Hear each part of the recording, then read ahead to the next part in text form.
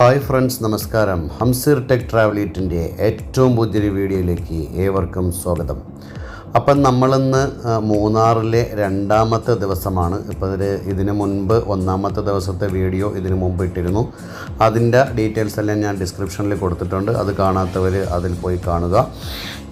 എന്തായാലും നമ്മളിന്ന് രണ്ടാമത്തെ ദിവസമാണ്. ഇന്ന് നമ്മൾ പോകാൻ ഉദ്ദേശിക്കുന്ന സ്ഥലം കോയമ്പത്തൂർ ഡയറക്ഷനിലുള്ള മറയൂരിലോട്ടാണ് നമ്മളിന്ന് പോകുന്നത്. അങ്ങോട്ട് പോകുമ്പോൾ നമുക്ക് tea museum, Naimakkad waterfalls, Rajamala എന്ന് പറയുന്നത് നമ്മുടെ ഇരവിക്കുളം നാഷണൽ പാർക്ക്, പിന്നെ Anamudi peak view, green valley view, പിന്നെ ലക്കം വാട്ടർഫാൾസ്, സാൻഡൽവുഡ് ഫോറസ്റ്റൊക്കെ മറയൂരാണ്. പിന്നെ ചിൽഡ്രൻസ് പാർക്കുണ്ട് മറയൂരിൽ, വൈൽഡ് ലൈഫ് സാങ്ച്വറി ചിന്നാറിൽ. അപ്പോൾ ഈ ഒരു ഡയറക്ഷനിലാണ് നമുക്കിന്ന് പോകാനായിട്ട് നമ്മളിന്ന് തീരുമാനിച്ചിരിക്കുന്നത്. ഇതിന് മുമ്പും പലവട്ടവും നമ്മളിവിടെ മൂന്നാറിൽ വന്നിട്ടുള്ളത് കൊണ്ട് ഇത് എല്ലാ സ്ഥലങ്ങളും നമ്മൾ കവർ ചെയ്യുന്നില്ല. ഇത്രയും സ്ഥലങ്ങളിൽ പോകാം എന്നുള്ളൊരു ഇൻഫർമേഷനാണ് ഞാനിവിടെ കൊടുത്തത്.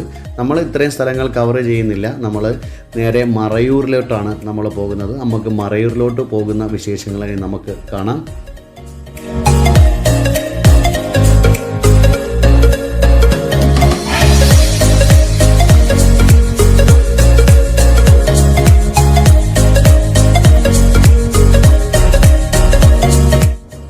അതുപോലെ മൂന്നാർ കേരളത്തിൻ്റെ ഭാഗമാണെങ്കിലും അവിടുത്തെ തൊഴിലാളികൾ അധികവും തമിഴ്നാട്ടുകാരാണ്. തേയിലത്തോട്ടങ്ങളിലെ ഭൂരിപക്ഷ തൊഴിലാളികളും തമിഴ്നാട്ടുകാരായ തൊഴിലാളികളാണ്.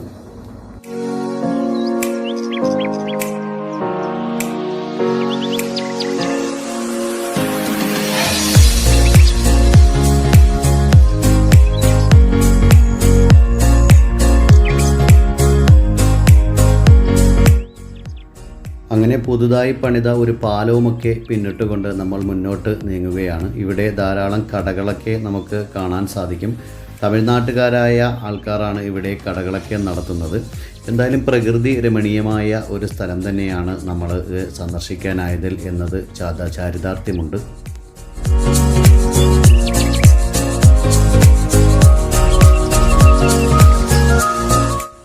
ഇപ്പോൾ വേനൽക്കാലമായതിനാൽ ഇപ്പോൾ ഇവിടെ അധികം തണുപ്പൊന്നുമില്ല. രാത്രിയായാൽ നല്ല തണുപ്പാണ്.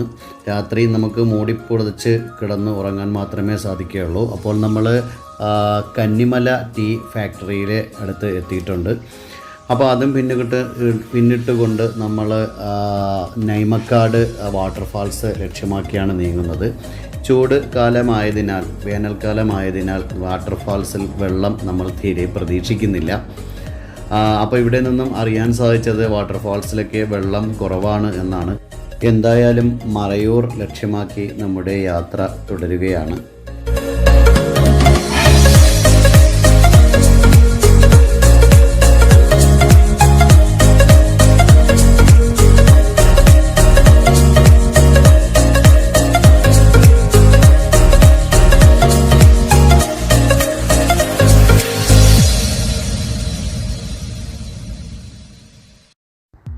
അങ്ങനെ എന്തായാലും നമ്മൾ ഇരവികുളം നാഷണൽ പാർക്കിൽ എത്തിയിരിക്കുകയാണ്. നാഷണൽ പാർക്ക് ഇവിടെ പ്രവർത്തനമില്ല. ഇവിടെ എന്തൊക്കെയോ പണികളൊക്കെ നടക്കുന്നുണ്ട്. ഇത് മൂന്നാറിൽ നിന്ന് 17 കിലോമീറ്റർ അകലെയായി വംശനാശം നേരിടുന്ന വരയാടുകളുടെ സംരക്ഷണം പ്രധാന ലക്ഷ്യമാക്കി നിലവിൽ വന്ന ദേശീയ ഉദ്യാനമാണ് ഇരവികുളം ദേശീയോദ്യാനം. പശ്ചിമഘട്ടത്തിൻ്റെ ചെരുവിൽ 2000 മീറ്റർ ഉയരത്തിൽ സ്ഥിതി ചെയ്യുന്ന ഈ പ്രദേശം കേരളത്തിലെ ഏറ്റവും ഉയരത്തിൽ സ്ഥിതി ചെയ്യുന്ന ഒരു ദേശീയോദ്യാനം കൂടിയാണ്.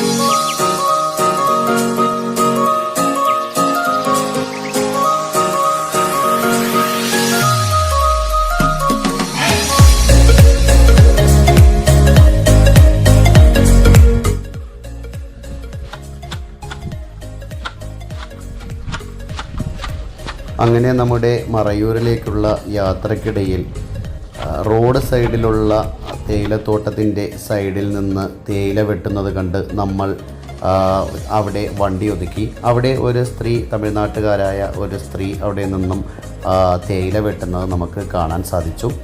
അവിടെ വളരെ ദൃശ്യ മനോഹാരിത നിറഞ്ഞ ഒരു സ്ഥലമാണ്.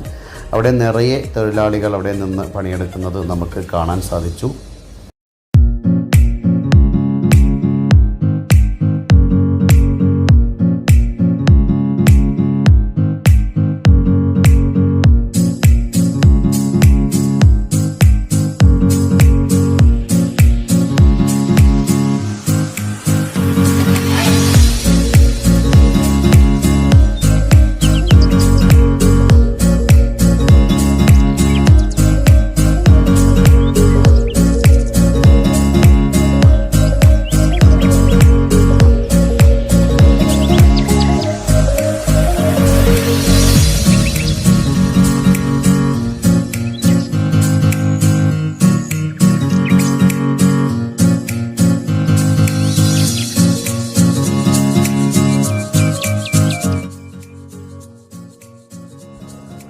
അങ്ങനെ ഇവിടുത്തെ കാഴ്ചകളെല്ലാം വേണ്ടുവോളം ആസ്വദിച്ച് ഒരു സെൽഫ് ഷൂട്ടിന് തയ്യാറായി ഇവിടുത്തെ ദൃശ്യങ്ങളൊക്കെ നമ്മുടെ ക്യാമറയിൽ പകർത്തിക്കൊണ്ട് ഇവിടെ നിന്നും അടുത്ത ഒരു ഡെസ്റ്റിനേഷനിലേക്ക് പോകാമെന്ന് നമ്മൾ വിചാരിച്ചു. കാറിൻ്റെ അടുത്തേക്ക് നടന്നു.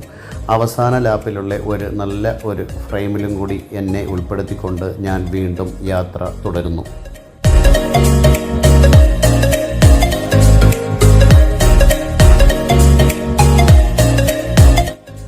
കോവിഡ് കാലമായതുകൊണ്ടും ഓഫ് സീസൺ ആയതുകൊണ്ടും സഞ്ചാരികൾ റോഡിൽ വളരെ കുറവായതിനാൽ ആ സ്ഥലങ്ങളെല്ലാം നമ്മുടെ കന്നുകാലികൾ കൈയടക്കിയതായി ഇവിടെ നിന്നും കാണാൻ കഴിഞ്ഞു.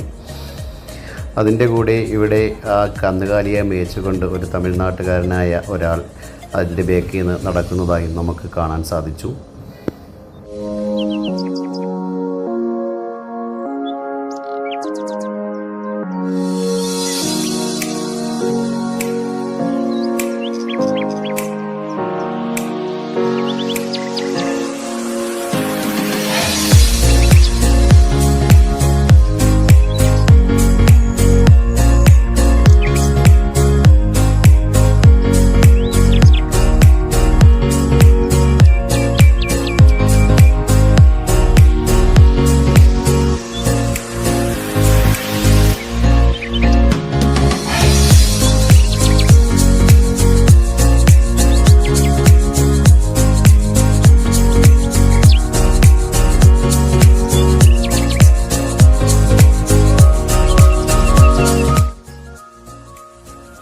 നമ്മളിപ്പോൾ മൂന്നാർ സന്ദർശിച്ച സമയം ഓഫ് സീസൺ ആയതിനാലും കോവിഡിൻ്റെ നിയന്ത്രണങ്ങൾ ഉള്ളതിനാൽ സഞ്ചാരികൾ കുറവായതിനാലും നമുക്ക് നല്ല ബഡ്ജറ്റിലുള്ള ഹോട്ടൽ റൂമുകളാണ് ഇവിടെ കിട്ടിയത്.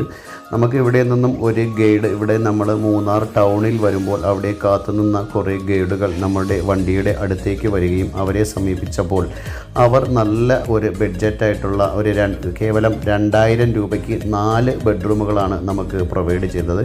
അത്യാവശ്യം നല്ല സൗകര്യങ്ങളുള്ള റൂമുകളാണ് നമുക്ക് കിട്ടിയത്. എന്തായാലും നമ്മൾ ആ കുറഞ്ഞ ബഡ്ജറ്റിലുള്ള റൂം കിട്ടിയതിൽ വളരെ ഹാപ്പിയാണ്. എന്തായാലും നല്ല സ്വഭാവത്തിന് ഉടമകളായ 2 ഗൈഡുകളെയാണ് നമുക്ക് അവിടെ നിന്നും കാണാൻ സാധിച്ചത്. വളരെ നല്ല പെരുമാറ്റം ആണ് അവരിൽ നിന്നും നമുക്ക് കിട്ടിയത്. അതുപോലെ അവർ തമിഴ്നാട്ടുകാരാണ്. എന്തായാലും നമുക്ക് നല്ല അനുഭവങ്ങളാണ് മൂന്നാറിൽ നിന്നും കിട്ടിയത്.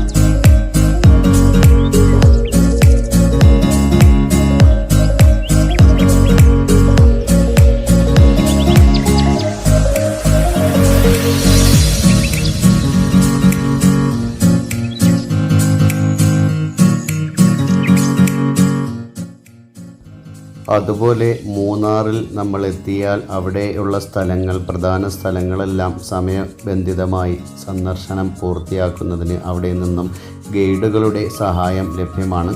പ്രതിദിനം 300 രൂപ മുതൽ നമുക്ക് ഗൈഡുകളുടെ സഹായം ലഭ്യമാണ്. നമ്മുടെ വണ്ടിയിൽ സ്ഥലമുണ്ടെങ്കിൽ അവരെ കൂടെ നമ്മുടെ വണ്ടിയിൽ കൂട്ടിക്കൊണ്ട് പോകാവുന്നതാണ്. അതിന് സാധിക്കാത്ത പക്ഷം അവർ ബൈക്കിൽ നിങ്ങളെ കൂടെ പിന്തുടർന്ന് വന്ന് നിങ്ങൾക്ക് വേണ്ടുന്ന സൗകര്യങ്ങളും സ്ഥലങ്ങളും എല്ലാം കാണിച്ചു തരുന്നതാണ്. അതിന് നിങ്ങൾ പെട്രോൾ എക്സ്പെൻസ് കൂടി നിങ്ങൾ അധികമായി കൊടുക്കേണ്ടി വരും.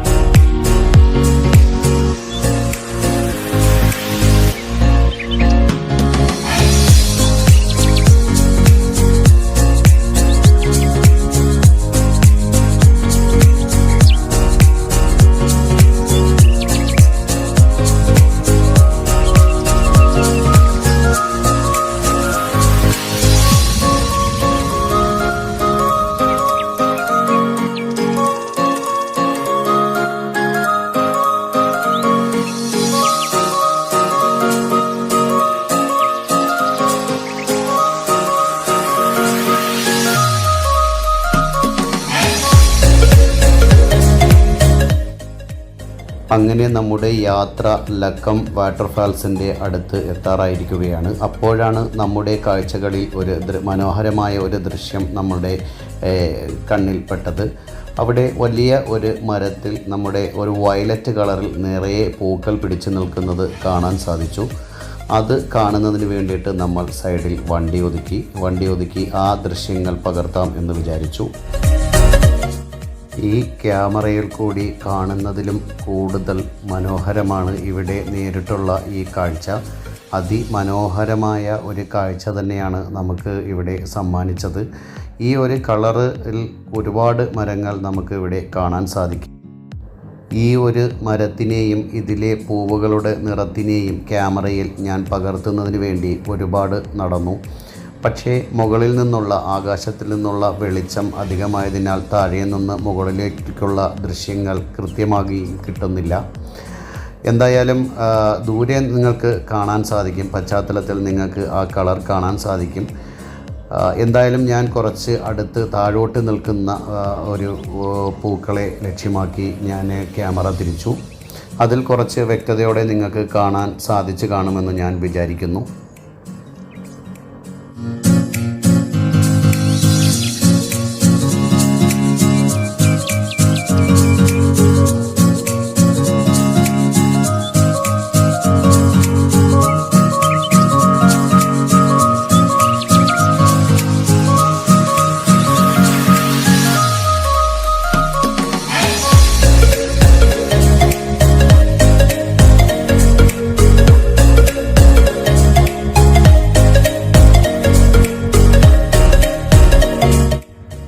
ഈ ദൃശ്യമനോഹാരിതയെ പശ്ചാത്തലമാക്കിക്കൊണ്ട് ഒരു കൂട്ടം ചെറുപ്പക്കാരുടെ ഫോട്ടോഷൂട്ട് ഇവിടെ നടക്കുന്നത് നമുക്ക് കാണാൻ സാധിച്ചു.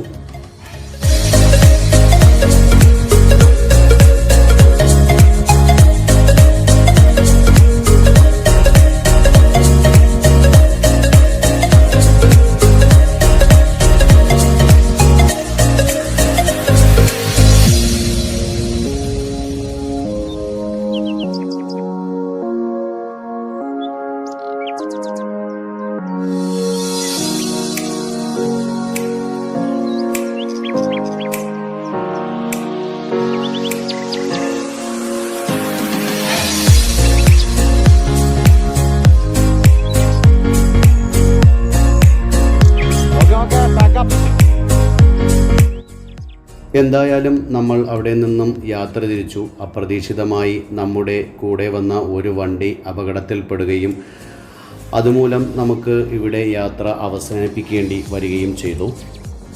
എന്തായാലും നമുക്ക് അപകടത്തിൽപ്പെട്ടവരുടെ പൂർണ്ണ ആരോഗ്യത്തിന് വേണ്ടി പ്രാർത്ഥിച്ചുകൊണ്ട് നമുക്ക് ഈ ഒരു വീഡിയോ നമുക്കിവിടെ അവസാനിപ്പിക്കാം.